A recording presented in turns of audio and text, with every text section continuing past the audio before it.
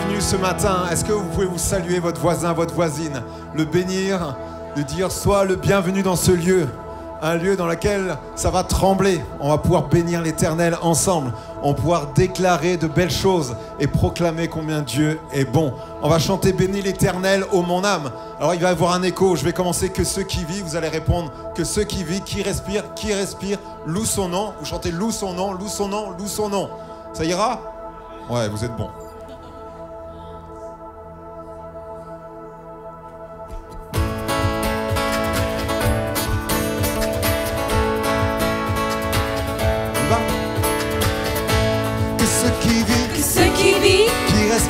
Qui respire, loue son nom, loue son nom. Que ceux qui vivent, qui respire, loue son nom, loue son nom, loue son nom. Je louerai sous les monts et du fond des vallées. Quand je suis confiant, quand sombre ma foi, je louerai dans la crainte, dans l'insécurité. Ma louange est un feu qui emporte l'ennemi.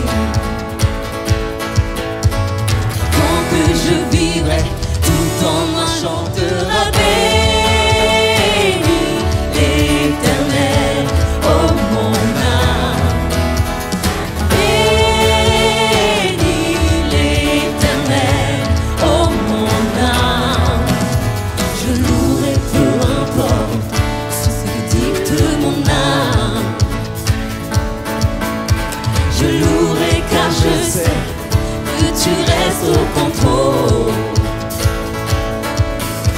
Ma louange est une arme plus qu'un simple chant.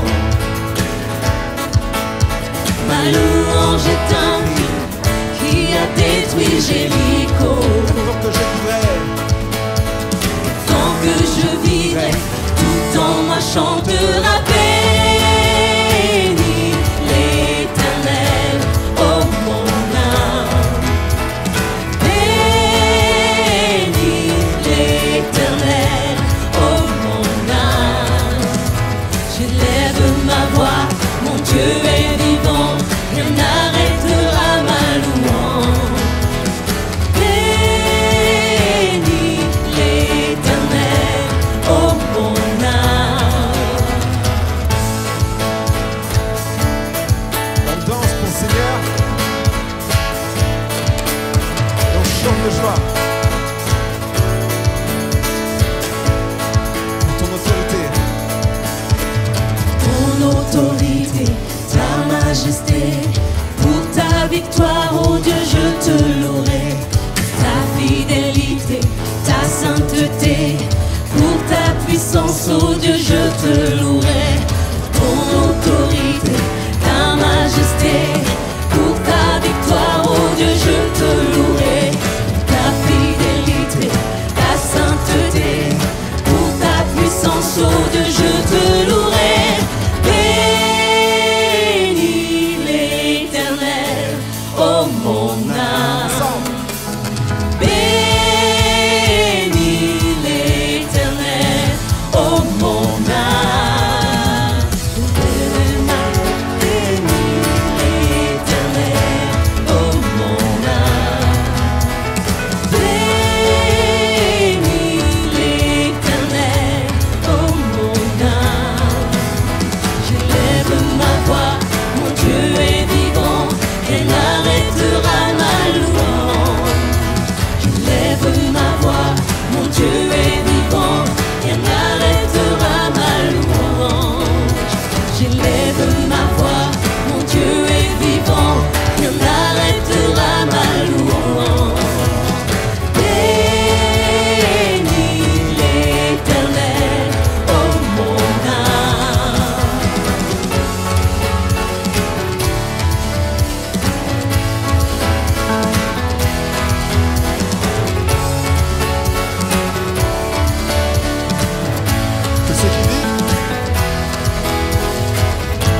Que ceux qui vivent, Que ceux qui vivent, qui respirent, qui respirent, loue son nom, loue son nom, loue son nom. loue son nom. Que ceux qui vivent, qui respirent, louent son nom, loue son nom, louent son nom. loue son nom. Que ceux qui Que vivent, ceux qui vivent, qui respirent, louent son nom, loue son nom, louent son nom. loue son nom. Que ceux qui Que vivent, ceux qui vivent, qui respirent, louent son nom, loue son nom, louent son nom. loue son nom. Est-ce qu'on peut acclamer le Seigneur? Amen. On bénit l'Éternel. Oh mon âme, on lui dit, je veux que ces murs tremblent. Amen. On va chanter que ton nom résonne en ce lieu.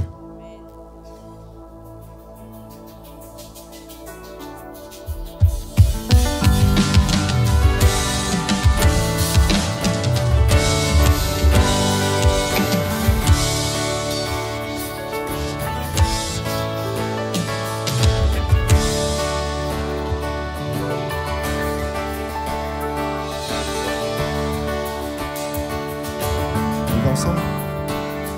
Que ton nom résonne dans ce lieu. Que ton nom résonne dans ce lieu. Que ton nom résonne dans ce lieu. Jésus, que ton nom résonne dans ce lieu. Ensemble, que ton nom. Que ton nom résonne dans ce lieu. Que ton nom résonne en ce lieu. Que ton nom résonne en ce lieu. Jésus, que ton nom résonne en ce lieu. Que les murs tremblent au son de nos louanges, alors que nos voix s'unissent à celles des anges. Répands sur nous ton esprit, ta puissance. Oh Jésus, Que ton nom déclare. que ton nom résonne en ce lieu. Que ton nom résonne en ce lieu. Que ton nom résonne en ce lieu. Jésus, que ton nom résonne en ce lieu. Que les murs tombent au son de nos louanges, alors que nos voix s'unissent à celles des anges. Répands sur nous ton esprit, ta puissance. Oh Jésus, que les murs tombent au son de nos louanges,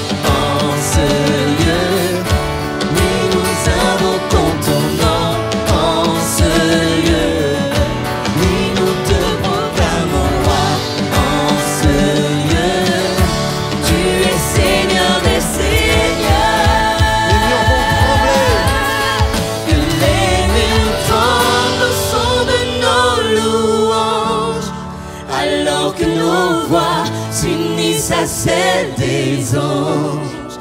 Répands sur nous ton esprit, ta puissance. Oh Jésus, ensemble que les murs tremblent au son de nos louanges, alors que nos voix s'unissent à celles des anges. Répands sur nous ton esprit, ta puissance. Oh Jésus. Seigneur, on bénit ton nom. Seigneur, nous sommes dans un lieu saint, Seigneur. Le sien de ta présence dans lequel on va déclarer que toi seul tu es digne. On va arrêter de se mettre sur un piédestal au-dessus du Seigneur et dire Seigneur, maintenant, c'est toi qui es le seul et unique dans toute ma vie, dans toutes mes décisions. Toi seul est digne.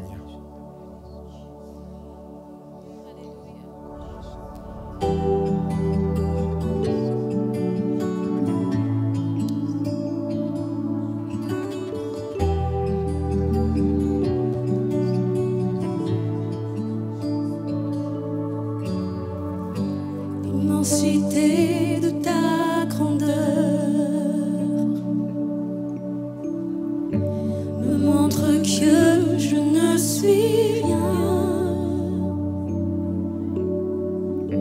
Mais quand tu façonnais la terre, j'étais déjà près de ton cœur. Tu m'aimais avant que je sois, et pour moi tu as tout donné. Toi seul pouvais me libérer. C'est pourquoi je veux t'adorer. Toi seul est digne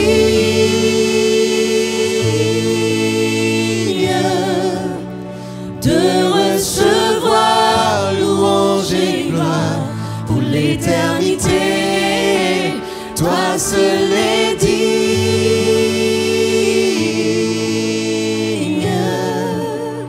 de recevoir louange et gloire pour l'éternité.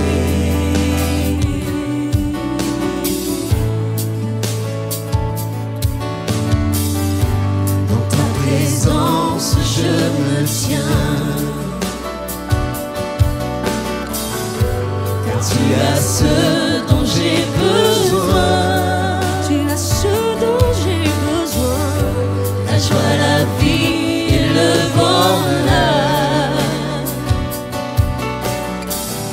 sont dans tes parvis, mon sauveur. Toi seul est digne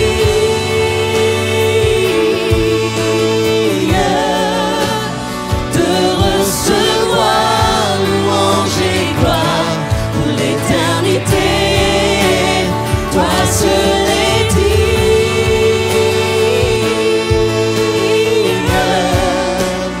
de recevoir louange et gloire pour l'éternité.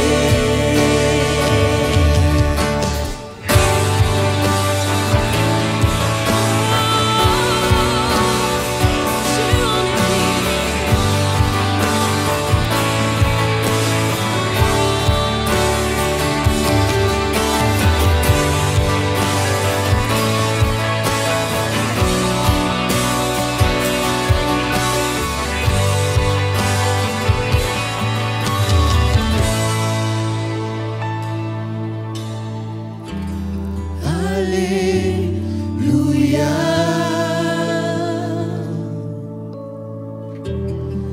Alléluia.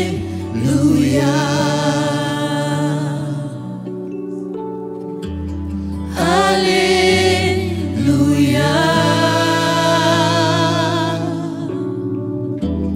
Alléluia. Alléluia.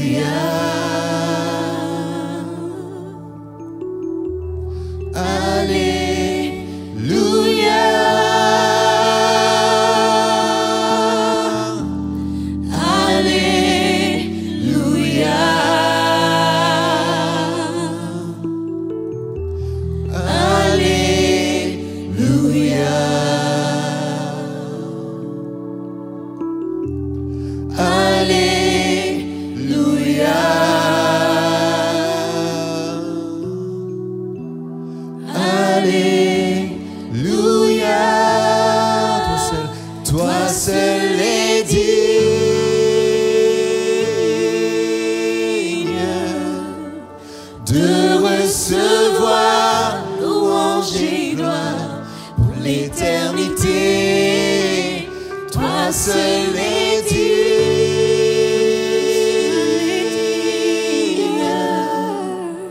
de recevoir louange et gloire pour l'éternité. Élevons nos voix, adorons notre Dieu. Ensemble, nous pouvons déclarer combien Dieu est bon, combien Dieu est grand. Dieu fait de belles choses. En ce moment, il traverse toute la terre en cherchant qui voudra le servir, qui voudra l'aimer, qui voudra se tenir devant sa face en dire Seigneur, sers-toi de moi comme il te semblera bon. Et Seigneur, nous sommes là d'une même voix, d'un même cœur, d'une même pensée pour déclarer, Seigneur, notre passion, notre envie, Seigneur Jésus, de te bénir, de t'adorer. Que nous sommes là, Seigneur, déjà tu nous as bénis de toute richesse en abondance. Seigneur, nous sommes reconnaissants. Notre cœur est bouillant d'adoration, Seigneur, pour élever ton saint nom dans ce lieu. Alléluia, Jésus. Lorsque tu lis ma parole, lorsque tu lis mes promesses, garde-les. Mais pas seulement les garder, parce que jusqu'à présent, lorsque tu lisais mes promesses, tu avais comme l'impression que ça arriverait dans 10 ans, 20 ans, 30 ans, ou alors que ce n'était pas pour toi. Mais lorsque maintenant tu vas lire mes promesses, tu les déclares pour ta vie. Tu les déclares jour après jour jusqu'à temps qu'elles se réalisent. Prends ces promesses, écris-les, note-les et dis-les qu'elles sont pour toi en 2024. Jusqu'à temps que Dieu la réalise. Tu dois prendre chaque promesse parce que la parole de Dieu est une puissance et une parole qui est vivante pour ta vie. Vous savez, je ne sais pas s'il y a des jardiniers parmi vous. Lorsque vous plantez une graine, est-ce que la vie, vous la voyez au début, cette graine? Non, vous ne voyez rien. Parce que qu'est-ce qui se passe? Il commence à avoir des racines. Et ces racines, après, donnent la plante. Et la parole de Dieu nous demande de veiller, veiller vraiment, à ce que nul ne se prive de la grâce de Dieu, à ce qu'aucune racine d'amertume, poussant des rejetons, ne produise du trouble et que plusieurs n'en soient infectés. Au début, c'est insignifiant. Un arbre, qu'on voit quand il fait 5 mètres de haut, avant c'était des racines. Et pourtant, quand il grandit, quelque chose de grand. Alors lorsqu'il y a des racines d'amertume, quelque chose qui vient noircir ton cœur, même petit soit-elle, veille. Veille à cela, veille à ton cœur, afin que tu puisses rentrer dans la présence de Dieu, que tu puisses toucher le manteau de Dieu et être vraiment visité ce matin, que nous puissions dire Seigneur, où est-ce qu'elles sont ces racines qui sont en train de pousser, germer, que je laisse doucement germer. On connaît tous nos racines. Si vous ne les connaissez pas, demandez au Saint-Esprit, il va vous les donner précisément. Que nous puissions ce matin dire Seigneur, mes racines, je veux qu'elles soient détruites et je veux que le désherbant du Saint-Esprit vienne au plus profond de la terre et enlève toutes ces racines d'amertume, tout ce qui souille mon cœur et qui n'est pas à ta gloire. Amen. Nous te louons, nous te bénissons, notre Dieu. Seigneur, nous reconnaissons ta grandeur, nous contemplons ta majesté. Toi, le grand Dieu, le Dieu tout-puissant, celui qui sait tout, qui connaît tout, qui est partout. Seigneur, gloire à ton nom, que tu as envoyé ton Fils. Ta parole nous dit que tu as tant aimé le monde, que tu as donné ton Fils, afin que quiconque croit en lui ne périsse point, mais qu'il ait la vie éternelle. Seigneur Jésus, nous te disons merci, nous t'élevons, nous te glorifions parce que tu as accepté l'obéissance jusqu'au bout. Seigneur, tu as donné ta vie pour que nous ayons la vie. Seigneur, tu t'es laissé malmener, on t'a crié, Seigneur, on t'a insulté, on a craché sur toi. Seigneur, en ce moment, nous voulons nous remémorer ces choses.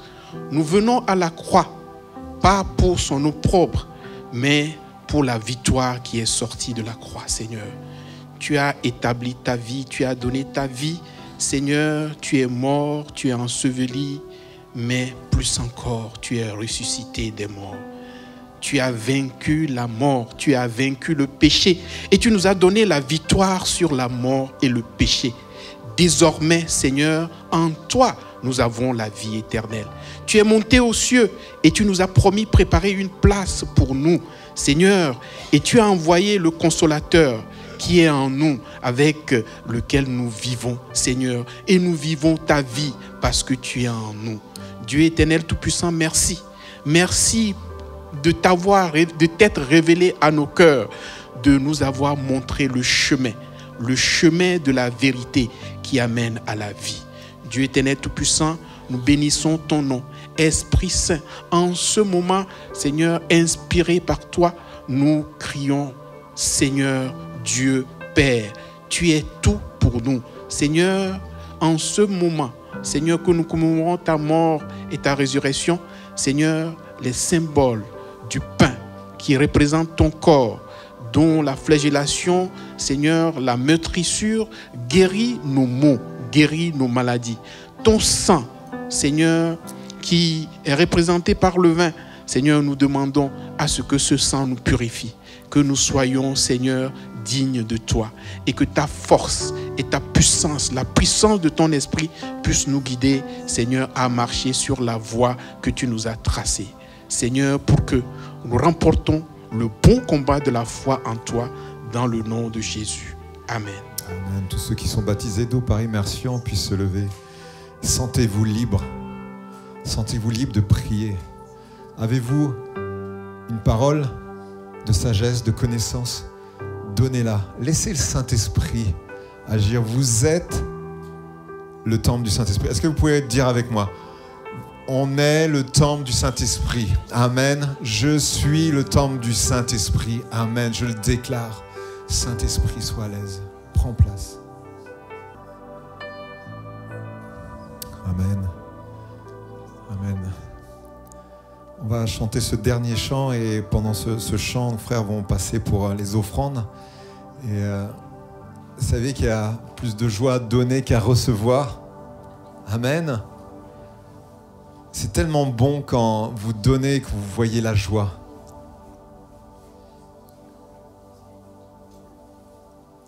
Dans 2 Corinthiens, il nous dit que chacun donne comme il a résolu, en son cœur, sans tristesse ni contrainte.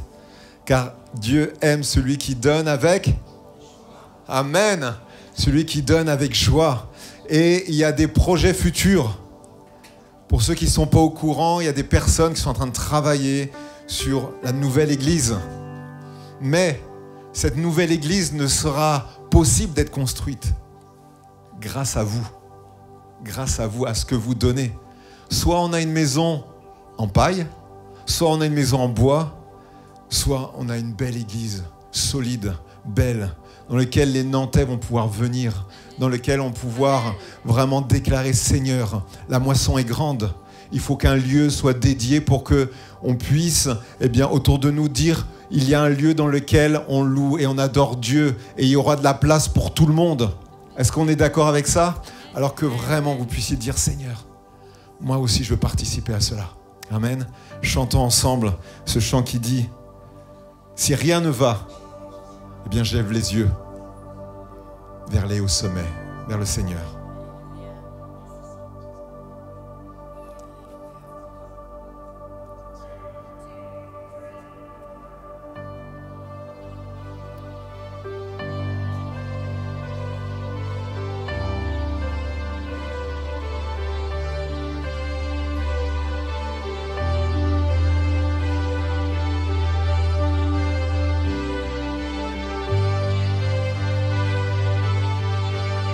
Si la lune m'éclate et le soleil menace, Créateur des étoiles, mon secours est en toi. Si mes larmes ruissellent mon pas chancelle, Créateur de la terre, mon secours est en toi.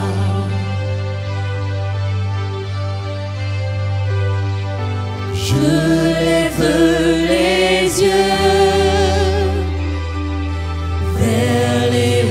sommet. Toi seul est mon Dieu. Je proclamerai. Toi seul est ma force. Toi seul me restaure mon secours est en toi.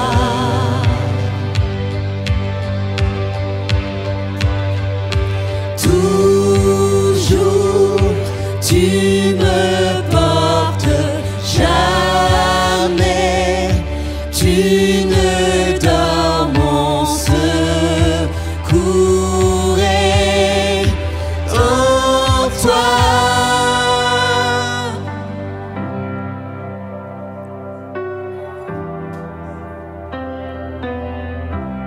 Si la peur m'envahit, mon âme chapitre, Créateur de la vie, mon secours est en toi.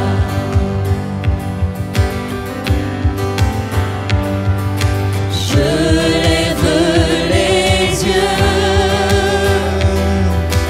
vers les hauts sommets. Toi seul est mon Dieu. Je proclamerai. Toi seul est ma force. Toi seul me restaure, mon secours est en toi.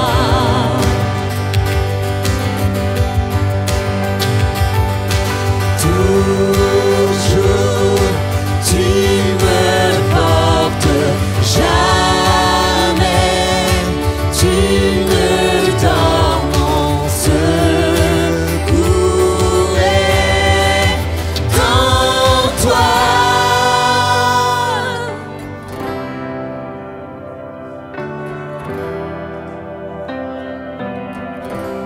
On déclare ta victoire, mon espoir, ton chemin, ton salut, mon refuge.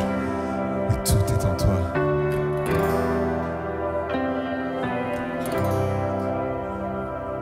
Ta victoire, mon espoir, ton chemin, mon destin, ton salut, mon refuge, tout est en toi. Ta victoire, mon espoir, ton chemin, mon destin, ton salut, mon refuge, tout est en toi.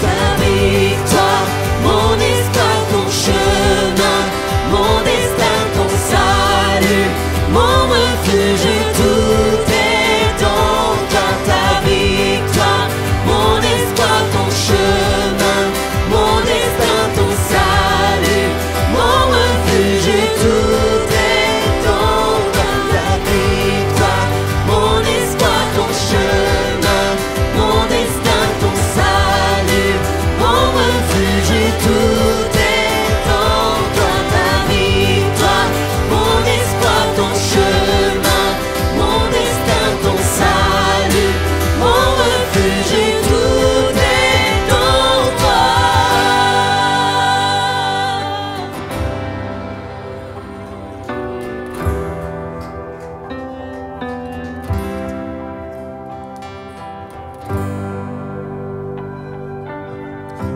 Béni soit ton nom, Jésus.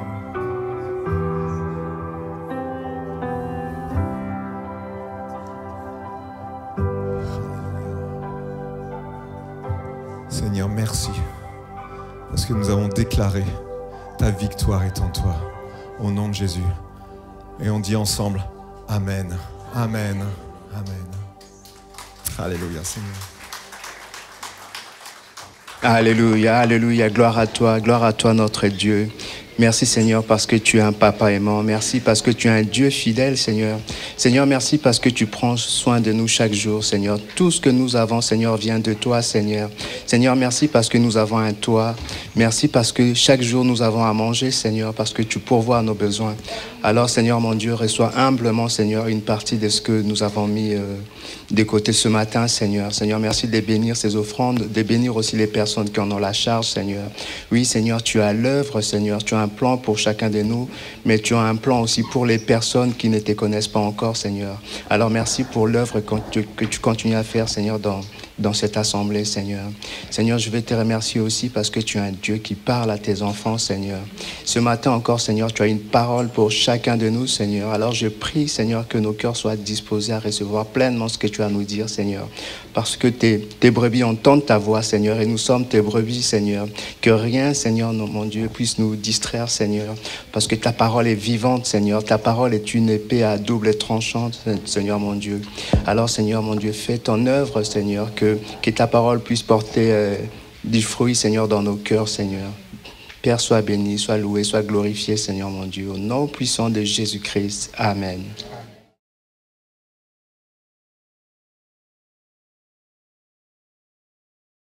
Heureux de nous retrouver ensemble dans la présence de Dieu. Amen. Soyez les bienvenus. Et nous souhaitons la bienvenue particulièrement aux personnes qui nous visitent et qui sont là pour la première ou les premières fois. À ceux qui nous suivent aussi sur les réseaux sociaux, nous les bénissons dans le nom de Jésus. Amen. Réunis pour adorer. Amen. Apporter à Dieu notre reconnaissance. Si Dieu a fait de grandes choses, comment pouvons-nous rester bouche fermée? Ce n'est pas possible. Il y a quelque chose en nous qui nous pousse à dire merci Seigneur. Merci. Et moi, je le dis souvent à moi-même, quand je me réveille, je dis merci Seigneur pour le souffle de vie. C'est à chaque jour de souffle, c'est à peine. On se réveille et plutôt que de dire merci Seigneur, c'est un jour magnifique que tu as préparé pour ma vie. Il y a des gens qui se réveillent avec des soucis à commencer à sans dire merci Seigneur, je suis vivant. Qu'est-ce que ai-je donné à Dieu pour que je sois encore là? Est-ce que ça dépend de moi? Ça dépend de... Non, c'est une grâce que le Seigneur nous donne. C'est une grâce aussi d'être dans la présence de Dieu. C'est aussi un choix personnel. C'est un choix personnel d'être rassemblés. Des fois, je regarde comment les gens du monde s'éclatent pour les choses du monde. Et pourquoi nous ne ferions pas de même pour nous réjouir dans la présence de Dieu? Amen. Amen.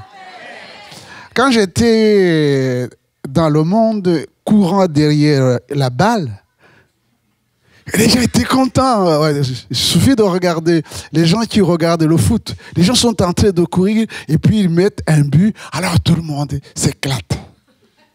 Parce que quelqu'un a mis entre deux poteaux un but. Hein? Et on ne peut pas s'éclater d'être en Christ.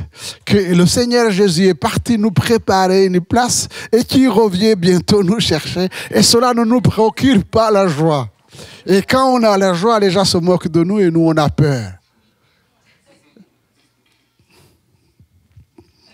1 Corinthiens chapitre 15, verset 57.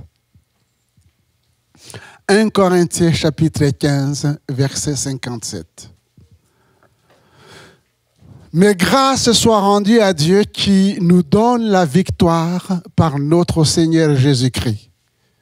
Ainsi, mes frères bien-aimés, mes sœurs bien-aimées, soyez fermes, inébranlables, travaillant de mieux en mieux à l'œuvre du Seigneur, sachant que votre travail ne sera pas vain dans le Seigneur.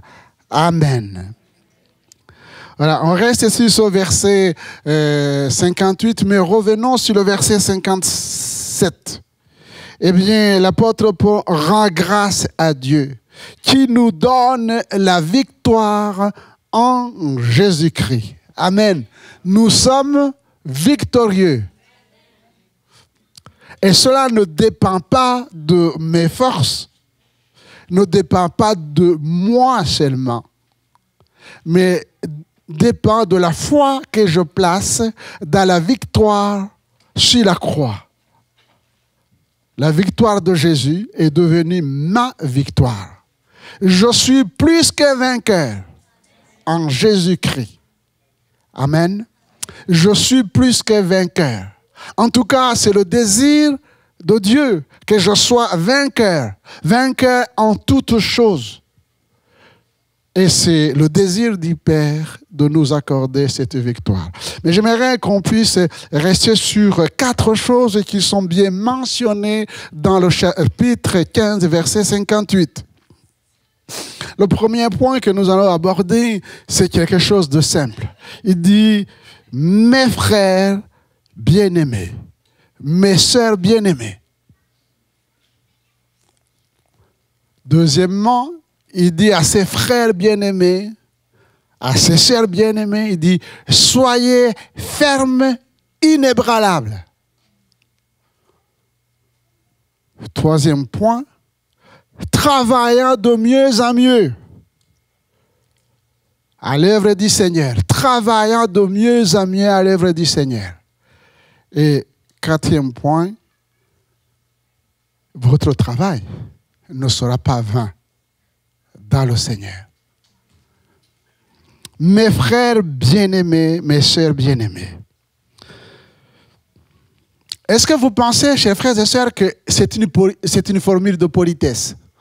Ah, mes frères bien-aimés, mes sœurs bien-aimées. C'est devenu tellement courant, peut-être que nous ne nous rendons pas compte que c'est des mots puissants. Des frères et sœurs bien-aimés par le Seigneur, qui a manifesté cet amour, comme nous allons le voir, en Jésus-Christ. Et nous pouvons désormais nous identifier en Christ, qui nous a aimés et qui nous permet aussi de nous aimer entre nous. Et pour Paul, je pense que ça devrait être aussi la même chose pour nous. C'est une réalité. C'est une réalité. Et cette réalité a un sens. A un sens.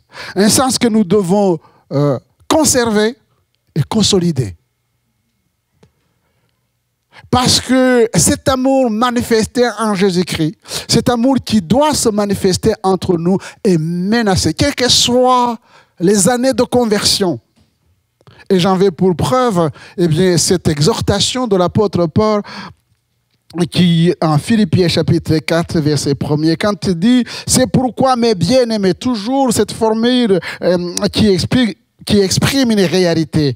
Et c'est pourquoi mes bien-aimés et très chers frères, vous qui êtes ma joie et ma couronne, demeurez ainsi fermes dans le Seigneur. Voilà, demeurez ainsi fermes. Comme quoi, nous pouvons ne pas rester en Christ. Et peut-être de temps en temps, nous éloigner.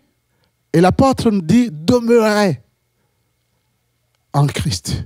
Demeurez en Christ. J'exhorte Évodie, j'exhorte Saint-Tiche à être des mêmes sentiments dans le Seigneur. Voilà. Demeurer en Christ et avoir les mêmes sentiments. Et cet exemple nous est donné parce que ce sont des sœurs qui ont travaillé avec l'apôtre Paul. Des bien-aimés qui ont fait un travail excellent. L'apôtre rend témoignage à ses bien-aimés, ses deux sœurs. Mais au cours de leur vie, de leur service, il y a eu un problème. Et ce problème a été tellement fort que ces deux sœurs, eh bien, se sont éloignées. Ils ont vécu un conflit que l'apôtre Paul va demander à son collègue de les aider. De les aider. Donc cela peut nous arriver aussi, chers frères et sœurs. Ce sont des bien-aimés. Mais qu'est-ce qui s'est passé que ces bien-aimés qui s'aimaient à un moment donné, de leur vie, dans le cadre du service, eh bien, se sont, j'allais dire, effrités.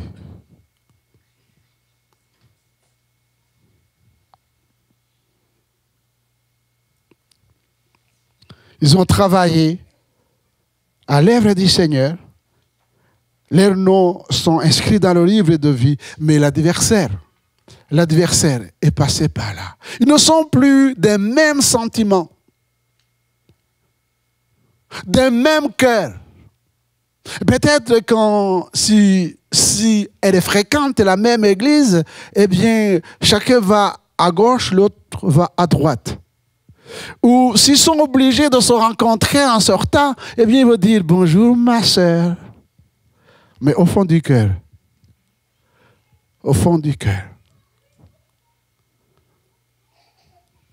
alors, il demande à l'homme de Dieu, il dit « Aide-les ».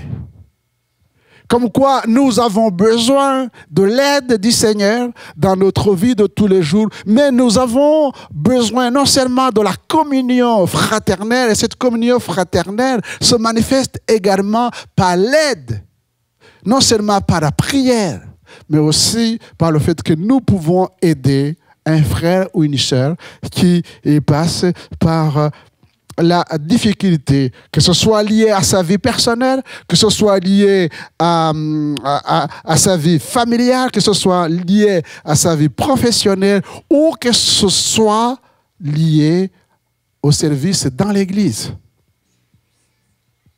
Dans l'Église. Mes bien-aimés frères et sœurs, demeurez en Christ. Il dit, soyez fermes, inébranlables. Voilà. La décision vous appartient. Soyez fermes. Soyez fermes premièrement dans le Seigneur Jésus-Christ. C'est un choix personnel, comme nous allons entendre cet après-midi dans les témoignages des frères et sœurs qui vont confesser le nom de Jésus dans les eaux du baptême. Ça a été votre choix, ça a été mon choix d'accepter Jésus comme mon Seigneur et Sauveur personnel. Personne ne m'a forcé. Je n'ai pas fait cela par calcul. C'est ma décision de donner mon cœur au Seigneur Jésus. Alors, l'apôtre Paul dit, soyez fermes dans le Seigneur Jésus-Christ. Pourquoi il nous dit d'être fermes dans le Seigneur Jésus-Christ? Parce que la Bible nous dit que notre Père céleste nous a tout donné en lui. Amen.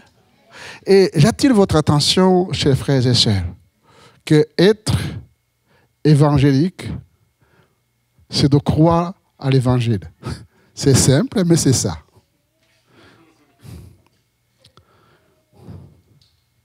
C'est notre force. Pour les autres, c'est une faiblesse de croire à cette parole et de confesser que la Bible a autorité dans nos vies. Pour les gens du monde, ils n'arrivent pas à nous comprendre. Nous aussi, nous n'arrivons pas à les comprendre parce que, eh bien, ils ont foi dans la philosophie du monde. Nous, on a la foi dans la philosophie de Dieu. Chacun son choix. Mais l'apôtre Paul dit, soyez fermes en Jésus-Christ. Pourquoi? Ce verset de Romains chapitre 8 qui nous dit ceci. Lui, parla de notre Père céleste, qui n'a point épargné son propre Fils. Et là, il parle de la croix. Il ne l'a pas épargné. L'humanité était tellement en péril qu'il a fallu que Dieu le Père envoie son Fils mourir à la croix pour le salut de l'humanité. Lui qui n'a point épargné son propre Fils, mais qu'il arriverait pour nous tous, comment ne nous donnera-t-il pas aussi toutes choses avec lui? Je pense que souvent nous lisons les Écritures et nous ne prenons pas le temps de prier et de demander à l'Esprit de Dieu de nous aider dans la compréhension. Qu'est-ce qui vous manque? Qu'est-ce qui nous manque? Est-ce que vous pensez, chers frères et sœurs, que nous n'avons pas tout en Jésus-Christ? Il dit, comment ne nous donnera-t-il pas toutes choses en Christ? Et toutes choses et toutes choses. Soyez fermes dans la parole de Dieu. Être ferme en Christ et être ferme dans la parole de Dieu. Pourquoi? Parce que la parole de Dieu est notre pain de tous les jours. Mais si je ne m'alimente pas, ce n'est pas le problème de Dieu. C'est la nourriture, nous l'avons. La question, c'est de savoir pourquoi je n'ai pas faim. Je n'ai pas faim de la parole de Dieu.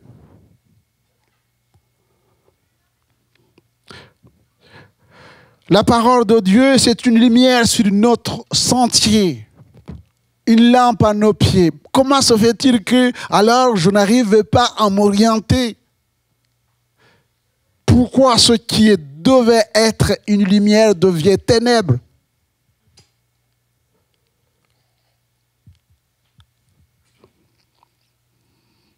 La parole de Dieu, c'est la force, c'est la puissance. Et c'est notre réussite. Notre réussite dépend de notre fermeté dans la parole. Et cela est important, voyez-vous, chez les frères et sœurs, que ce soit dans l'Ancien Testament ou dans le Nouveau Testament, le choix notamment des serviteurs de Dieu, que ce soit Josué, que ce soit Timothée, cette parole demeure inébranlable. Que ce livre de la loi ne s'éloigne point de ta bouche. Médite-les jour et nuit. Vous retrouverez presque les mêmes exhortations dans 1 Timothée, 2 Timothée. Médite-les jour et nuit. Parce que tu as médité, parce que tu as écouté la parole de Dieu, alors agis selon la parole de Dieu. Médite les jours et nuits pour agir fidèlement. Fidèlement, selon ce qui est écrit. Car c'est alors que tu réussiras dans toutes tes entreprises. C'est alors que tu réussiras. Ne t'ai-je pas donné cet ordre? Fortifie-toi. Et je trouve, voyez-vous, chers frères et sœurs, que l'apôtre Paul insiste en disant, soyez fermes, fermes justement dans la méditation de la parole de Dieu, parce que, eh bien, la Bible nous montre des exemples contraires de ceux qui n'ont pas eu l'occasion de méditer et d'agir selon la parole de Dieu. Je rappelle aussi, puisque nous avons aussi partagé cela, que Jésus-Christ, avant de monter au ciel, avait ouvert l'esprit, avait ouvert le cœur aux disciples pour qu'ils comprennent les Écritures. C'était tellement important pour la suite qu'ils avaient besoin de comprendre le sens des Écritures. Soyez fermes, troisièmement, dans le service, dans nos engagements. Ne ressemble pas à Démas. Là aussi, ce sont des exemples bibliques, que ce soit pour Évodie et Syntyche, engagés dans le service de Dieu, il y a aussi Démas. Et quand vous lisez les épîtres de Paul, on voit que c'est un homme de Dieu, un serviteur de Dieu qui accompagnait, un compagnon d'œuvre. Mais il nous est dit que car Démas m'a abandonné par amour pour le siècle présent, il est parti pour Thessalonique. Il m'a abandonné par amour pour le siècle présent. Comment se fait-il un homme de Dieu, un serviteur de Dieu, engagé, à qui l'apôtre Paul rendait un bon témoignage en disant c'est un compagnon d'œuvre. Mais à un moment donné, comme ces deux sœurs ont eu des problèmes, des conflits, tellement que c'était tellement tendu que l'apôtre a supplié son collègue de les aider. Ici, Démas, par amour pour le siècle présent, il a abandonné le service. Parce que le monde nous attire, le monde nous séduit. Peut-être le monde nous propose ce que la parole de Dieu ne nous proposait pas. Et nous mettons dans la balance, et notre choix est pour le monde, pour les plaisirs d'un moment, pour les richesses du moment. N'oubliez pas, chers frères et sœurs, que Jésus, avant de commencer le ministère, a dû subir justement cette épreuve en disant, si tu m'adores, je te donnerai toutes ces richesses parce qu'elles m'appartiennent, disait le diable. À un moment de notre vie, peut-être, on peut avoir envie d'argent, envie d'honneur. Il nous manque la reconnaissance. La société ne me reconnaît pas. L'Église ne me reconnaît pas. Mais ce qui est écrit dans la Bible, qu'il faut que l'Église te reconnaisse. Celui qui te reconnaît, il est là. Il sait ce que tu es, ce que tu fais. Si tu es méprisé à cause de l'Évangile, Christ a été méprisé aussi. Mais si tu veux la reconnaissance de ce monde, et tu t'es trompé de porte. Oui. Allez dans les élections municipales, européennes. Engagez-vous au niveau de la... C'est pas moi pour être conseiller du président ou pour devenir président. Mais ne cherchez pas cette reconnaissance ici. Cette reconnaissance, la nôtre en tout cas, elle est là en haut. Et regardez le Seigneur Jésus. Il a été méprisé. On l'a insulté. On s'est moqué de lui. Même à la croix, tout le monde n'a pas acclamé. Et l'adversaire va toujours rôder. Démas m'a abandonné par amour pour le siècle présent. Oh, chers frères et sœurs, soyons fermes dans la parole de Dieu. Parce que le diable érode, à un moment donné de notre vie, eh bien, si on ne fait pas attention, nous pouvons glisser. Ne soyons pas comme les disciples qui abandonnaient le Seigneur Jésus. Jean chapitre 6, 66, il nous est dit, dès ce moment, plusieurs de ses disciples se retirèrent et n'allèrent plus avec lui. Les disciples ont abandonné Jésus. Pourquoi? Parce que quand Jésus a commencé à parler de la croix, qu'il est le pain de vie, qu'il faut qu'il mange son corps, boivent son sang, ce sont des symboles justement, de mourir à nous-mêmes, de porter notre croix et de suivre le Seigneur, eh bien les disciples ont dit, mais cette parole est dure, qui peut l'écouter? Sauf que Jésus connaissait les cœurs, et le Seigneur connaît les cœurs.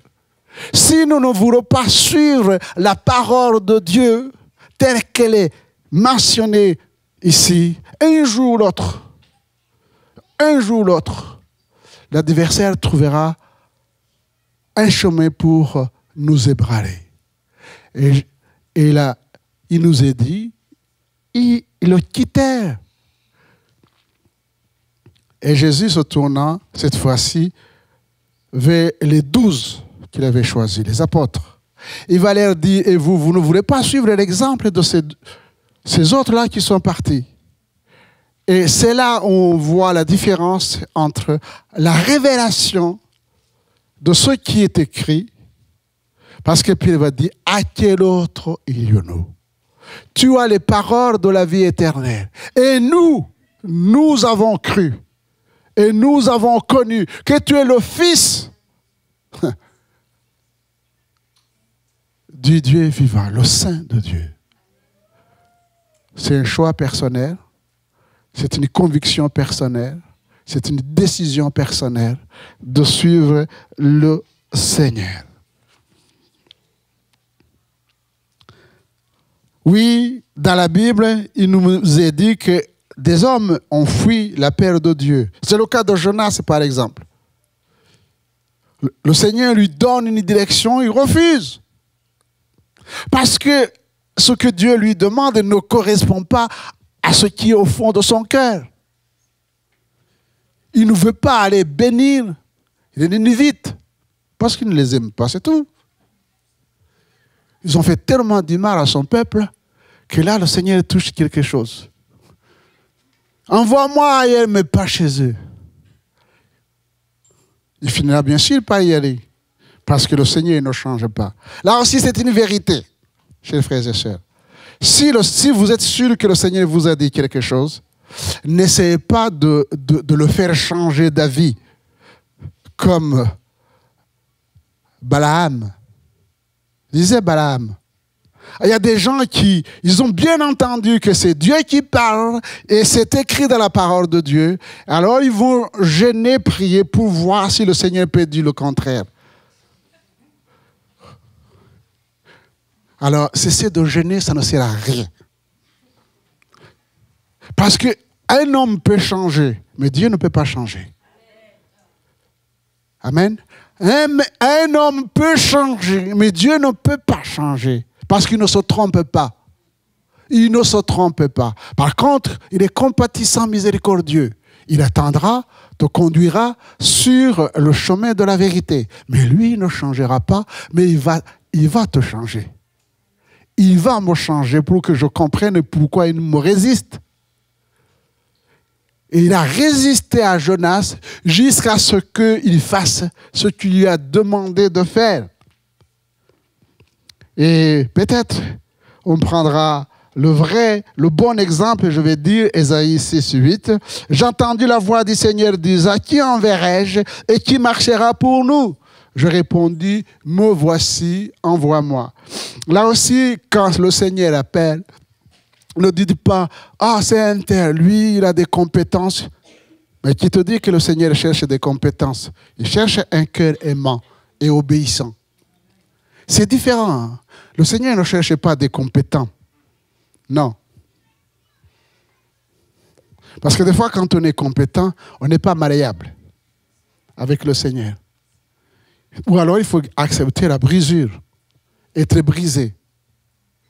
Ce que le Seigneur cherche, c'est des gens obéissants. Envoie-moi, me voici tel que je suis, Seigneur. Parce que c'est toi qui peux m'équiper. La capacité de faire les choses de Dieu, je ne parle pas des choses du monde. La capacité de faire les choses de Dieu nous vient de Dieu. Amen. La capacité de faire les choses de Dieu nous vient de Dieu. Soyons inébranlables. J'ai pris 2 exemples qui peuvent aussi vous servir dans d'autres choses. Premièrement, soyons inébranlables dans la foi. J'ai pris l'exemple de Moïse.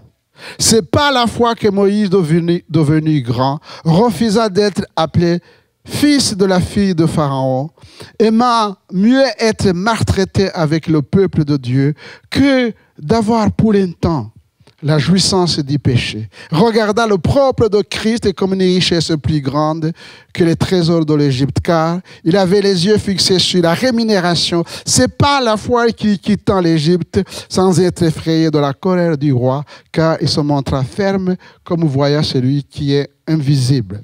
C'est pas la foi. Moïse est devenu grand.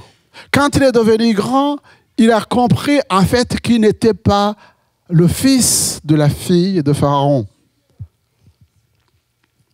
Il a compris que c'était un enfant adopté. Et il a cherché à comprendre, à connaître ses origines. Et il a su qu'il était hébreu. Mais à cette époque, il ne fallait pas être hébreu. Parce qu'ils étaient dans l'esclavage.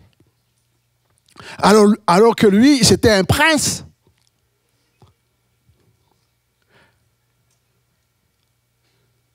Et il a décidé de sortir du mensonge. Il y a des gens qui traînent des secrets, mais des secrets qui détruisent leur vie. Il n'est pas question de dire ce qui vous détruise à tout le monde, mais de le dire à Jésus. C'est lui seul qui peut guérir les cœurs.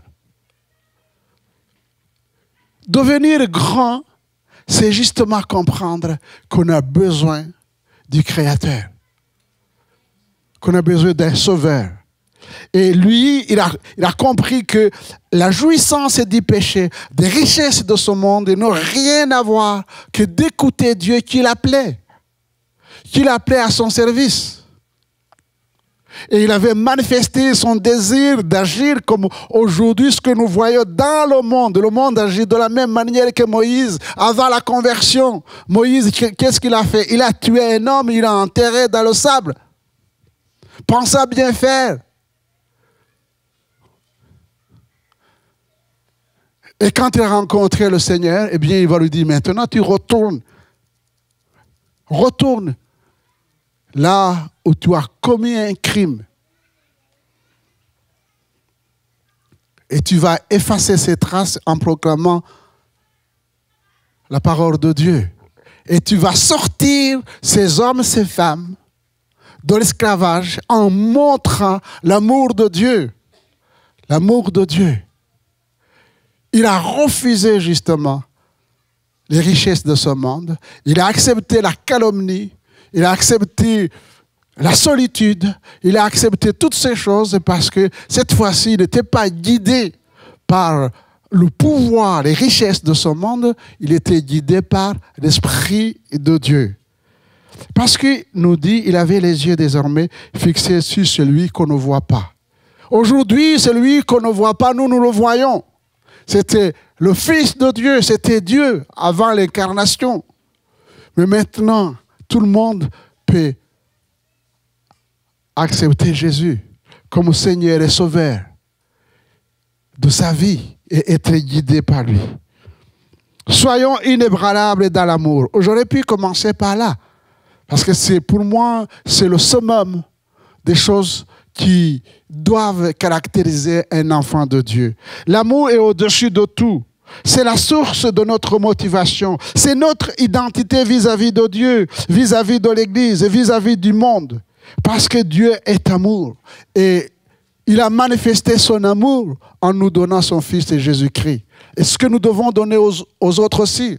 Car Dieu a tant aimé le monde qu'il a donné son Fils unique, afin que quiconque croit en lui ne périsse point, mais qu'il ait la vie éternelle. Et cet amour, s'il arrivait que, eh bien, il y a un déficit, la Bible vient au secours d'autres versets en disant, mais cet amour est répandu dans nos cœurs par le Saint-Esprit qui nous a été donné. C'est comme aller à la pompe pour mettre de l'essence, là, ou du carburant. Mais le Saint-Esprit répand dans nos cœurs. S'il y a un déficit, allez, soyez remplis du Saint-Esprit.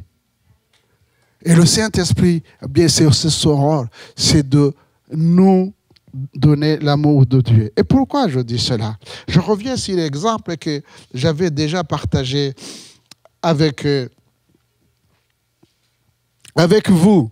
Dans Luc chapitre 10, si on peut trouver cela, Luc chapitre 10, verset 25. J'aime cet exemple parce que c'est un exemple qui correspond à ce que nous vivons dans notre monde. Un monde indifférent. Un monde pressé. Mais un monde aussi qui cache les choses. Un monde qui touche d'abord les religieux que nous pouvons être. Parce que cet homme-là, il est docteur de la loi de Moïse. Et il est incapable de connaître cet homme qui est en face de lui, Jésus. S'il avait connu que Jésus est le Fils de Dieu, qu'il est Dieu, eh bien, il n'aurait pas cherché à l'éprouver, à le piéger, en lui posant des questions, alors qu'il savait très bien. Que dois-je faire pour hériter la vie éternelle? C'était pour l'éprouver. Et voici la réponse du Seigneur. J'aime bien la réponse. Et cela, c'est l'enseignement qu'il nous donne. Jésus lui dit, qu'est-il écrit dans la loi? Qu'il les tue. On va s'arrêter là. Voyez-vous, chers frères et sœurs, je nous encourage à sonder les Écritures. Parce que c'est là où se trouvent les réponses. Je ne suis pas contre de jeûner 40 jours en cherchant la pensée de Dieu. Mais si vous jeûnez 40 jours et que vous ne lisez pas la parole de Dieu, je vous assure qu'il y a quelqu'un d'autre qui va vous inspirer.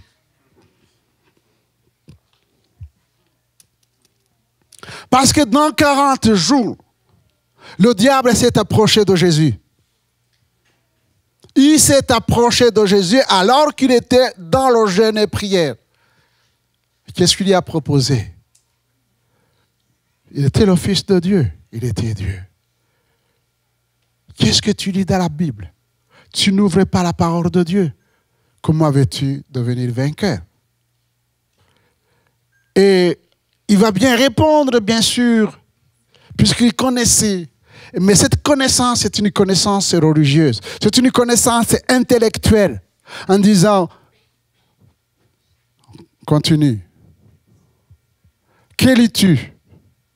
Il va dire que tu aimeras le Seigneur ton Dieu de tout ton cœur, de toute ton âme, de toute ta force, de toute ta pensée, et ton prochain comme toi-même. Et Jésus, voyez-vous, il n'est pas impressionné. Il connaît son cœur. Il va lui dire, tu as bien répondu, lui dit Jésus, fais cela et tu vivras. Parce que justement, c'est en mettant en pratique la parole de Dieu que nous avons la vie en Dieu. Et lui, au Dieu de dire merci Seigneur, alléluia, amen, il va continuer sur le chemin.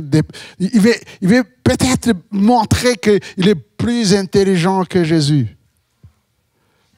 Mais lui voulait se justifier. Est-ce qu'on lui a demandé de se justifier? Et on ne lui a pas demandé de se justifier. Il dit à Jésus, et qui est mon prochain? Est-ce que vous avez répondu à cette question? Qui est votre prochain? Je disais au premier culte, eh bien, je vais rester toujours provocateur. Et je le fais sciemment. Je regarde cette assemblée-là. Il y a au moins plus d'une dizaine de nationalités. Oui ou non? Certains sont noirs, d'autres sont blancs. Certains sont maghrébins, martiniquais, africains, sachant que l'Afrique c'est un continent. Sachant que l'Afrique c'est un continent. Ça n'a rien à voir avec Guadeloupe ou Martiniquais. L'Afrique c'est un continent de plusieurs. Quel est votre prochain? Vous comprenez bien, chers frères et sœurs, que nous ne pouvons pas vivre comme le monde. Le monde, ce que le monde nous propose, eh bien, les choses d'ici-bas, c'est la haine, c'est la violence, c'est chacun pour soi. C'est chacun pour soi. Si nous nous aimions réellement, eh bien, il n'y aurait pas ces choses. En tout cas, pour ma part, je pense qu'il n'y aura pas de racisme dans le ciel. Oui ou non? Il n'y en a pas. Et d'ailleurs, si vous n'êtes pas convaincu, vous serez repêché au ciel parce qu'il va vous mettre à côté de celui que vous n'avez pas aimé. Ah, si vous y arrivez, ça c'est autre chose. Non, je pense que nous devons vraiment mieux faire que le monde. Parce que le monde, quand nous voyons ce qui s'entoure, des fois, j'ai beau à tourner ma tête dans les études ou autre chose. Quand je vois les richesses de ce monde, je dis, mais pourquoi les gens sont pauvres? Il y a tellement de richesses que si on partageait tout, on serait heureux. Vous n'êtes pas d'accord avec moi? Tout le monde serait heureux, il n'y aurait pas de pauvres. Il suffit tout simplement qu'il y ait moins de milliardaires, de millionnaires.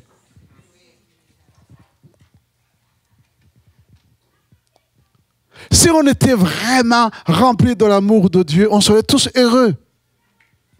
Mais voilà, eh bien, il y a un mal. Et c'est ce mal-là que Christ est venu pour déraciner. Chers frères et sœurs, je vous en supplie, je vous en supplie, ne soyez pas comme cet homme-là. Et Jésus lui a donné un exemple en prenant 3 personnes, le sacrificateur, le lévite et le samaritain. Les 2 autres c'est l'indifférence ou les pères. On peut étudier pourquoi ces hommes qui avaient quand même la connaissance de la Torah ne se sont pas arrêtés auprès du moribond, l'homme blessé. Il y a plusieurs choses qu'on peut trouver. En tout cas, il y a quelqu'un qui est un exemple qui a été pris par le Seigneur, c'est le bon samaritain. Lui qui avait tout et qui justement s'est arrêté, qui s'est approché, qui a pris soin de l'autre. Et Jésus va lui dire, qui est le proche de l'autre? Il dira, c'est celui qui a exercé la compassion. Plaise à Dieu. Voyez-vous, chers frères et sœurs, je termine. Plaise à Dieu que nous puissions grandir dans la compassion, dans la miséricorde. Pourquoi je dis cela? Parce que c'est ce que Jésus a dit à ses disciples dans Jean chapitre 13, verset 35. Il va dire, moi je m'en vais, je quitte, je vais au Père. Mais voilà la carte d'identité de ceux qui m'appartiennent et de ceux qui me servent. À ceux-ci tous connaîtront que vous êtes mes disciples si vous avez l'amour les uns pour les autres. Méditez cela, chers frères et sœurs. Voici ce qu'on vous reconnaîtra si vous êtes mes disciples, si vous avez l'amour les uns pour les autres. Est-ce que c'est l'amour entre nous chrétiens simplement? Non, parce que, sauf que Jésus n'est pas venu pour nous simplement, il est venu pour le monde entier. Et c'est la raison pour laquelle la mission de l'Église la plus importante, c'est de continuer l'évangélisation, de gagner les âmes en attendant le retour du Seigneur. Alors, oui, soyons fermes, inébranlables. Les 2 exemples suivants, travaillant de mieux en mieux à l'œuvre du Seigneur, et votre travail ne sera pas vain. Nous le verrons dimanche prochain, Dieu voulant. Seigneur, nous te bénissons et nous te louons. Nous rendons grâce à ton nom. Nous sommes dans ta présence. Et je demande, Seigneur, de nous bénir les uns les autres. Nous voulons grandir dans la connaissance de Dieu, dans l'amour de Dieu. Nous voulons nous aimer comme tu nous as aimés. Et nous voulons répandre cet amour, Seigneur, autour de nous, afin que plusieurs, Seigneur, se détournent de leur mauvaise voie, se tournent vers toi, t'acceptent comme Seigneur et Sauveur de leur vie. À toi toute la gloire, la louange et la reconnaissance de nos cœurs. Amen.